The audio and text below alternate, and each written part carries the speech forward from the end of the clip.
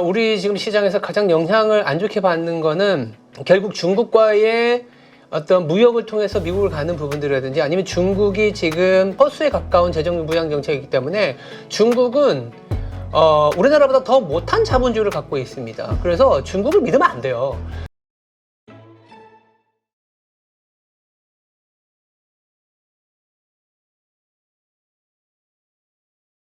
네, 오늘 모신 분은 LS증권 신중호 센터장님이십니다. 어서 오세요. 네, 안녕하세요. 자, 지금 미국 대선 이제 개표가 시작이 됐고 네. 지금 트럼프가 거의 되는 것처럼 뭐 지금 나오는 뉴스로는 트럼프 측근들은 조기 승리 선언을 하자 이런 뉴스들이 계속 나오고는 있습니다. 어떻습니까? 지금 일단 트럼프 쪽으로 기울었다고 일단 봐야 되겠죠? 네, 뭐 우리 시각으로 한 12시 한 반 이후로 이 시장의 변화가 크게 발생을 했는데 이 펜실베니아가 주요 경합지였거든요. 네.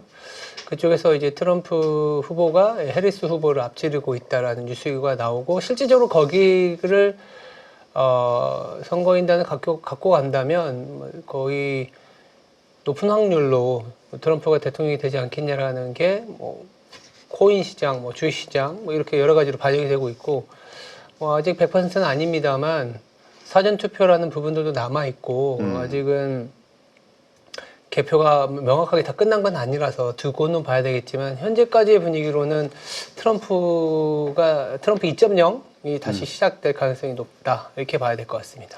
지금 뭐 우리가 이 시장의 반응으로 봐서는 트럼프가 대통령 되는 게 악재인 것 같습니다. 지금 미국은 뭐 나스닥 선물부터 시작해가지고 막 급등하고 있는데 우리는 지금 코스피 1%, 코스닥은 거의 2% 가까이 네. 하락하고 있거든요. 네. 공교롭게도 사실은 아시아 증시가 빠지는 게 중국하고 한국이 빠지고 네. 일본과 대만이 오르고 있습니다. 밸류 체인이라든지 이런 부분들 그리고 우리나라가 2차 전지의 비중이 워낙 많다 보니까 코스닥하고 코스피 내에서의 2차 전지 그리고 자동차도 사실은 이제 GM이나 포드의 자국의 어떤 점유율이 더 높아질 수 있는 가능성 때문에 그런 업종들이 빠지고 있는 거죠. 사실상 이제 미국의 밸류체인과 관련된 업종이나 국가는 상대적으로 강한 어떤 호재로 받아들이고 있다 이렇게 봐야 될 것 같아요. 진짜 이거 뭔지 모르겠습니다. 중국과 우리가 홍콩과 우리가 하나로 가고 있고 진짜 말씀하신 대로 일본 증시는 2% 가까이 오르고 있는데 글로벌 증시가 머니 매니저나 돈은 그렇게 판단하는 거죠. 한국은 여전히 중국의 밸류체인에 그러니까 완벽하게 100%는 아니지만 그 밸류체인에 섞여 있고 아니면 신재생이라든지 2차 전지와 같은 조금은 시총이 크고 고밸류에이션의 업종이 우리나라에 많잖아요. 뭐 2차 전지 대만, 일본이 있습니까? 많지는 않지 않습니까? 그런 부분들이 우리나라 시장의 변동성을 더 자극시키고 있다.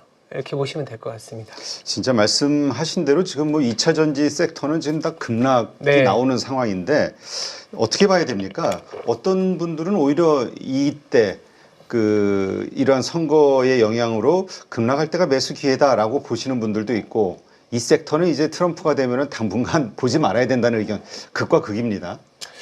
사실 2차 전지는 트럼프가 안 돼도 보면은 지금은 좀 이르죠. 지금 2차 전지가 갖고 가는 큰 문제점 중에 하나는 얼마 전에 삼성 SDI의 유증과 관련된 루머도 돌았지만 네. 어려워요. 현금 흐름을 만들어내기가 그리고 성장률을 만들어내기가 어렵다라는 건 결국 중국의 LFP를 비롯한 저가 모델에 아니면 중국과의 경쟁에서 밀어내기에 해당이 될 수밖에 없는 거지 않습니까? 오늘 사실 2차 전지와 자동차도 빠지지만 같이 하락을 하고 있는 게 어떤 부분이냐면 기초화학, 기초철강. 왜냐하면 트럼프가 중국에 관세를 먹인다. 그랬을 때 중국이 뭘 할 수 있을 거야?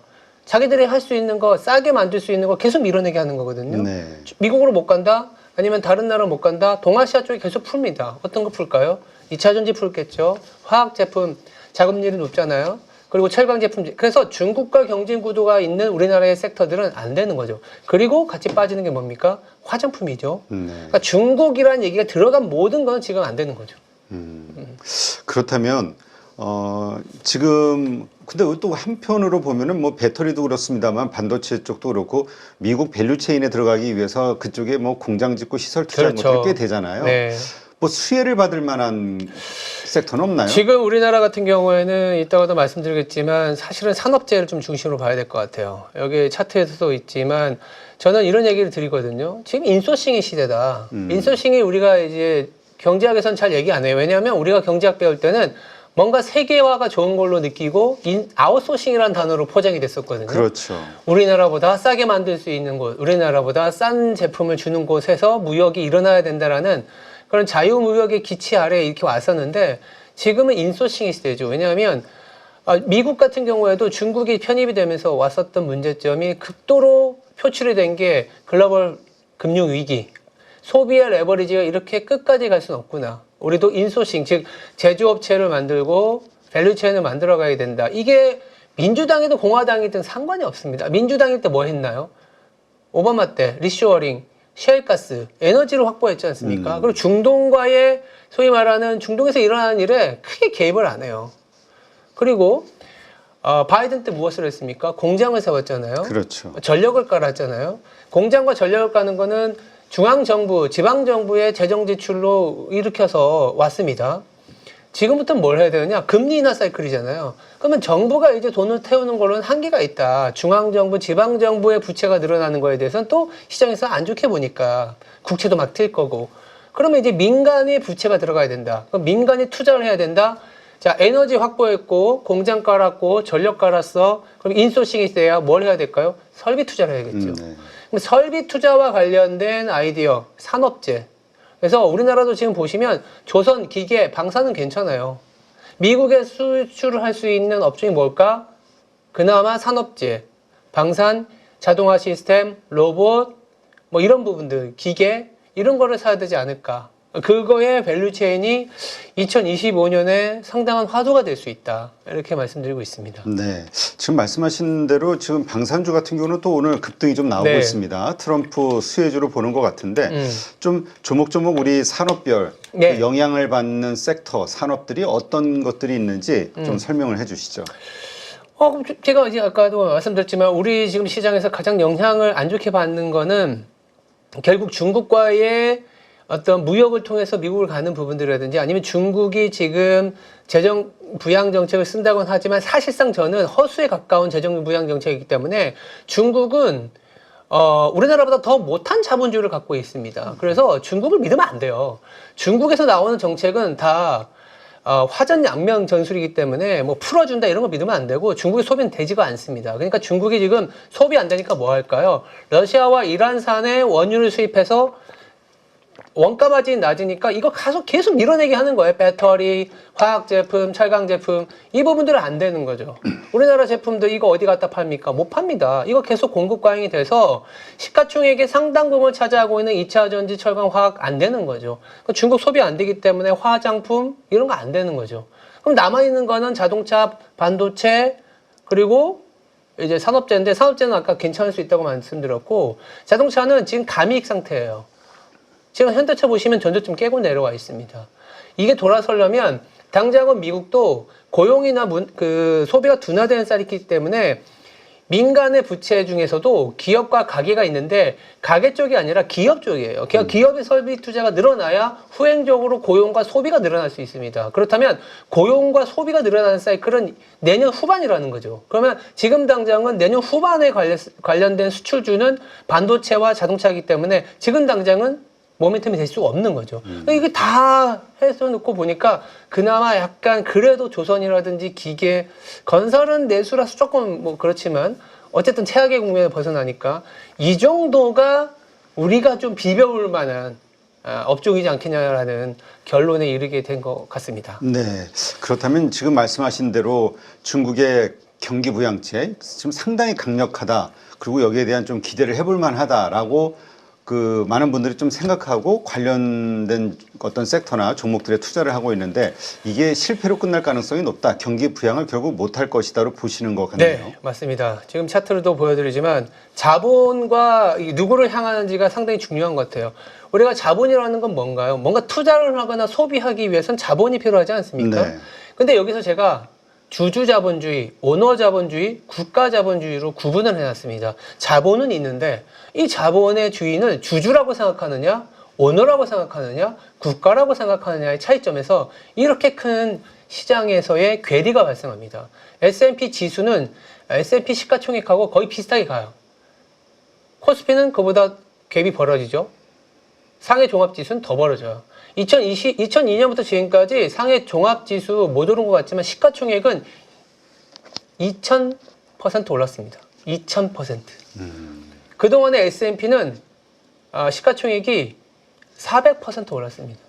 근데 왜 S&P는 뭔가 우상향하는 것 같고 우리나라나 상해는 왜 이렇게 힘들지? 시가총액, 어느 나라든지 시가총액에 이 보정을 하기 위해서 주가의 상승이 들어가지 않은 시가총액의 상승, 이를테면 신규 상장이라든지 자본 발행이 있지 않습니까? 유상증자라든지 이런 부분들이 시가총액을 늘리는 이슈인데 이게 주주자본주의, 오너자본주의, 국가자본주의에서 차이가 있다는 거죠. 상해 종합지수를 볼까요? 이게 급등했다가 내려오고 급등했다가 내려오고 급등했다가 내려옵니다. 이게 지속 가능한 ROE를 만들지 못하고 있는 상황이고 상해에도 ROE가 7%밖에 안 돼요. 우리나라하고 비슷하죠. 근데 최근에 왜 주가를 올릴까? 이따가도 말씀드리겠지만 중국도요. 가계와 기업 부채가 너무 많아요. 근데 밀어내기를 해야 되잖아요. 그러면 기업이 살아남아 있어야 돼요. 그래서 살아남았는데 부채가 너무 높아요. 부채를 줄이는 방법은 두 가지가 있습니다. 자본을 늘리는 것, 즉 분모를 늘리는 방법이 있고 분자인 부채를 줄이는 방법이 있어요. 근데 분자인 부채를 줄이는 방법은 인민이나 사람들한테 인기 있는 정책이 아니에요. 사업체를 구조조정한다든지 생산성이 떨어지는 거를 빼야 되는 거죠. 그럼 어떻게 하면 될까요? 자본금을 늘리면 됩니다. 증자를 하면 됩니다. 2015년에 그래서 그때 농민공들이 상해 종합지수에 엄청난 투자를 했는데 결국은 또 다시 부러진 이유는 아니 이익이 늘어날 줄 알았더니 이익이 늘어난 게 아니라 주식 발행, 기업들의 자본 발행, 부채 비율을 줄이는 방법으로 그냥 자본만 늘어났던 거예요. 그러니까 자 ROE라는 것도 순이익을 자본으로 나눈 거잖아요. 자본은 막 늘어났는데 주가는 올라갔어. ROE는 더 떨어졌어. 그럼 어떻게 해요 주가가? 급락을 하는 거죠. 지금 상해 종합지수 지금도 똑같습니다. 부채 비율이 상당히 높아요. 기업 부채 비율 여기서 말씀드리겠지만 중국 140%가 넘습니다. 예. 그리고 부동산이 GDP의 30%가 넘어요. 엊그젠가 중국이 좀 올랐는데 지방부채의 상량 이슈? 지방부채의 재원이 부동산인데 그걸 살린다. 그거 생산성 나오는 쪽이 아니에요. 우리나라도 마찬가지예요. 우리나라도 기업부채 높고 가계부채 높습니다. 더 이상 부채를 올릴 수가 없어요. 이게 굉장히 중요한 포인트인데 지금 글로벌 사이클이 금리 인하 사이클이지 않습니까? 가장 중요한 거는 금리 인하 사이클일 때 돈을 빌릴 수 있는 국가와 기업, 업종이 되는 타이밍이라는 거죠. 근데 미국은 지금 70%밖에 안 돼요. 그런 상황에서 지금 트럼프가 됐다고 올라가는 이유는 트럼프는 지금 기업의 투자를 위해서 미국 내에서 그리고 법인세를 깎아주면서 투자를 독려하려고 하는 거예요. 그러면 미국 입장에서는 좋죠. 투자할 수 있죠. 그러면 생산성, EPS 그로스, 매출 증가율이 나올 수 있는 거죠. 그래서 극단적으로 미국은 주가가 착 올라가고 우리나라는 빠졌는데 우리나라는 안 그래도 중국과의 경쟁 구도에 있는 굉장히 ROE가 계속 떨어질 수밖에 없는 업종이 비중이 많은 데다가 그나마 있는 것도 수출이 아직은 둔화되고 있고 미국의 산업의 밸류체인에 가는 비중이 일부에만 해당되기 때문에 그 해당되는 거는 시총이 쪼그라드는 상태예요. 근데 해당되지 않고 피해를 보는 쪽은 시총이 엄청 커져 있는 상태거든요. 이 손바뀜 상황에서 우리나라는 좀 힘들고 미국이나 일본이나 대만은 올라가고 있다. 네. 그래서 지금부터 우리가 계속 쳐다봐야 되는 거는 돈을 빌릴 수 있는 경제냐 아니냐 이걸 봐야 된다는 거죠. 중국이 저렇게 힘을 썼는데도 불구하고 경기가 부양이 되지 않는다. 그랬을 때는 오히려 후폭풍이 장난이 아닐 것 같은데요. 경기 침체에 대한 이슈 다시 불거지고 더 이상 이제 방법이 없다라는 비관론이 팽배해지게 됐을 때 일어날 수 있는 일들 어떤 게 있을까? 약간 걱정되네요. 일본화 되는 거죠. 1990년 그렇죠. 장기 불황. 이미 장기 불황에 빠져 있고 대차 대조표 불황에 빠져 있습니다. 중국 같은 경우에는 가계가 가처분 소득 대비 가계부채가 지금 140% 넘었어요. 10년 전에는 왜 화장품 랠리가 됐냐 하면 그때는 주가를 부양하면서 소비 부양책도 쓰니까 그때는 가처분 소득 대비 가계부채가 80%대였거든요. 네. 소비할 수 있었어요. 그 이후에 부동산이 엄청 올랐고 지금 문제는 뭐냐면 중국이 저렇게 뭔가 이 징제라든지 이 주가를 올리는 거는 미국이 보호무역주의를 펼쳤을 때 기업으로 하여금 버틸 수 있는 좀비 기업으로라도 버틸 수 있게 체력을 만들기 위함이다. 그 이상 이하도 아니다. 중국이 재정정책을 써서 주가가 팡 30% 올랐는데 그동안의 중국의 위안화를 보십시오. 강해졌는지 약해졌는지. 약해졌습니다. 중국의 성장률에 베팅하는 게 아니라는 거죠. 그러면 어떤 이슈가 발생하느냐. 중국 같은 경우에는 주가가 올랐다가 좀 내려갈 것 같고 네. 중국의 어떤 그 주가가 빠지면서 장기 불황으로 간다라는 생각에 뭐 중국이 위험한 거 아니냐 이런 생각할 수 있거든요. 근데 한번 뒤집어서 생각해 봐야 돼요. 중국이 바라는 게 뭘까? 중국한테 성장은 과연 리스크일까 리턴일까? 중국은 당이 안 바뀌어요. 그렇죠. 야, 중국이 지금 성장을 한다라는 건 성장은요 반드시 상대적인 빈곤을 만들어냅니다. 그러니까 이 얼마 전에 뭐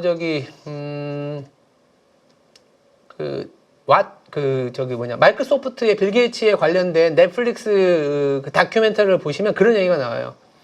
어쨌든 이 자본주의나 이런 게 성장을 만들면 빈부격차가 더 벌어지지만 이 밑에 있는 하단에 있는 부가 올라가는 효과를 발생시켜요. 그쵸? 네. 이게 이제 자본주의지 않습니까? 근데 중국이 힘들어하는 건 뭐냐면 밑단에 있는 게 올라가는 것보다 이 각 계층 간의 갭이 더 벌어지는 걸 힘들어하는 거죠. 그러니까 성장이 나오면요. 중국 지금 성장률이 나오잖아요. 좋을 것 같아요? 공산당 싫어할 것 같은데요. 왜냐하면 여기서 성장이 나온다라는 거는 일부는 아마 더 잘 살게 될 겁니다. 근데 대다수는 상대적인 박탈감 때문에 상당히 힘들어집니다. 마음적으로. 우리는 강남 부동산 아무도 굳이 살 필요 없는데 괜히 50억, 100억짜리 누가 샀다고 그러면 괜히 마음이 쓰린데 그건 그들만의 세상이라고 봐야 되는데 꼭 그렇지 않거든요. 언론 플레이가. 그 말은 뭐냐면 중국의 어프로치는 성장과 분배라는 두 가지의 목표가 있다면 성장보단 분배에 가까운 쪽이라는 거예요. 네. 그래서 지금 중국은 성장을 바라는 게 아니에요. 버티기 위한 중시 부양을 하는 거지 여기에 저는 프레임에 속아 넘어가지 말아야 된다라는 얘기를 드리고 있습니다. 네, 그렇군요. 자, 그렇다면 이제 앞으로 결국 우리는 이제 수출로 먹고 사는 나라고 소위 좀 안 좋게 얘기하면 우리 이제 좀 하청업체 약간 이렇게 볼 수 있는데 예. 그렇다면 결국 성장이 담보되는 미국의 밸류체인에 속해 있는 산업, 그런 기업들만이 좀 생존하고 성장할 수 있다. 이렇게 좀 생각해도 되겠군요. 뭐 현대로서는 그런 것 같습니다. 지금은 미국의 밸류체인, 그러니까 이제 아까 제일 처음에 보여드렸던 요 인소싱의 시대, 이게 뭐냐면 글로벌 상품 무역의 어떤 각도가 이렇게 가파라지는 거는 아웃소싱이라는 건 그거죠. 브라질에 있는 철강, 인도네시아에 있는 니켈, 우리나라에서 만들고 중국에서 또 만들어서 팔고, 그러니까 어떠한 소비 주체가 좀 좋아지면 이 채찍 효과로 전체 글로벌이 다 좋아지는 사이클이었거든요. 근데 지금은 알겠지만 2010년 이후에 이 폭이 계속 줄어들어 왔지 않습니까? 그 말은 뭐냐면 미국이 좋아지더라도 미국 안에서나 미국과 관련된 밀접한 쪽만 좋아지지 나머지 확산되는 리스크는 리턴 없다라는 거죠. 그럼 이럴 수는 있어요. 중국의 밸류체인이 좋아지고 유럽의 밸류체인이 좋아지면 아주 아름다운 그림이죠. 근데 네. 지금 보시면 중국의 밸류체인 아까 말씀드렸죠. 소비가 될 수 있는 상황이 아니에요. 그렇죠. 유럽은 더 심각하죠. 그러니까 그나마 미국이 끌고 가는 사이클이 유지될 때 그 안에서 밸류체인상 우리가 소위 말해서 갖다 수출할 수 있는, 내지는 지금 트럼프가 되면 가장 문제는 또 수출도 마찬가지인데, 근데 그나마 한미 FTA가 돼 있기 때문에 아마도 보편적 관세에서는 비껴날 수가 있어요. 만약에 트럼프가 보편적 관세 때린다 하면 우리는 한미 FTA가 돼 있어서 상대적으로 베네핏을 받을 수는 있습니다. 그렇지만 그거를 이제 빼고 놓더라도 미국으로 수출되는 상품이라는 게 약간 제한적이, 지금은 투자 사이클, 반도체와 자동차가 할 때는 소비 사이클이어야 되는데 지금은 투자 사이클이다 보니까 이 반도체와 자동차가 이끌어가는 사이클은 지금이 아니라 내년 후반, 내년 내후년일 수 있는 가능성 때문에 시장이 조금은 살 게 없거나 답답한 국면이다. 이렇게 봐야 될 것 같습니다. 네. 자, 그렇다면 미국은 뭐 지금 경기 상황이 좋잖아요. 네. 뭐 노랜딩 예가 나올 정도로. 맞아요. 그렇다면 이제 앞으로도 경기 침체보다는 이렇게 좋은 모습이 될 텐데 다른 나라들은 다 어려워도 그렇다면 다른 나라들이 어려워지면서 그것이 이제 계속 전이 돼서 미국 경기 침체로 이어질 가능성 이것은 없을까? 거의 제한적이라고 봅니다. 아, 미국은 그냥 혼자 계속 좋다. 네, 금융권에 얼마 전에 나왔던 상업은행들의 재차 대조표 상황을 본다면 미국은 지금 예대율이 70% 후반밖에 안 돼요. 그게 문제가 됐었던 게 글로벌 금융위기 때 뭐 100%, IT 버블 때도 100%. 그러니까 결국 침체나 안 좋은 거는 금융과 실물이 이렇게 엉켜서 올라갈 때거든요. 네. 아시겠지만 IT 버블 때는 닷컴이라는 이름만 있어도 다들 돈을 빌려주는 사이클이었어요. 그리고 부동산 버블 때는 저기 있는 노숙자한테도 돈 빌려주면서 집 사라고 했었거든요. 그게 문제가 된 게 IT 버블과 금융위기입니다. 지금은 잘 보시면 금리를 굉장히 빠르게 올라가는 사이클이었기 때문에 웬만한 기업들이 돈을 빌릴 수가 없었어요. 근데도 불구하고 미국이 성장을 유지하거나 노랜딩의 가능성이 높아진 건 아까 공장이라든지 전력의 어떤 그 지방정부의 지출도 있고 더불어서 AI, 특히 빅테크 중심으로 성장이 이루어졌잖아요. 빅테크는 현금 흐름이 왕성합니다. IT 버블이나 금융위기처럼 현금 흐름이 전혀 없는 기업이나 그런 지역, 그런 국가에 돈이 나갔던 거 아니에요. 그래서 이런 생각도 할 수 있습니다. AI의 성장률이 떨어지거나 AI가 허상이었다라는 생각이 들어서 주가가 빠질 수는 있어요. 근데 그럴 때 위기가 시작이 되느냐 아니면 그때가 기회가 시작되느냐. 저는 기회가 시작된다. 왜? 금융과 실물이 엉켜서 올라간 사이클이 아니라 이게 설사 무너진다 하더라도 AI가 무너진다 하더라도 마이크로소프트가 망하는 것도 아니고 그렇다고 여기 금융이 연결돼서 손실이 금융권에 발생하는 것도 아니기 때문에 연준은 바로 그 성장률이 떨어진 것 때문에 금리를 빠바박 내려줄 겁니다. 그랬을 때 주가는 어떻게 될까요? 상당한 랠리를 보여줄 수 있을 것 같습니다. 우리가 코로나 때도요. 연준이 금리를 빅컷을 하고 회사채 사주고 그러면 주가 올라간다라는 콜을 했을 때 대부분의 피드백이 이거였습니다. 좋은데 연준이 금리 내린다고 바이러스가 잡히니? 잡히더라고요.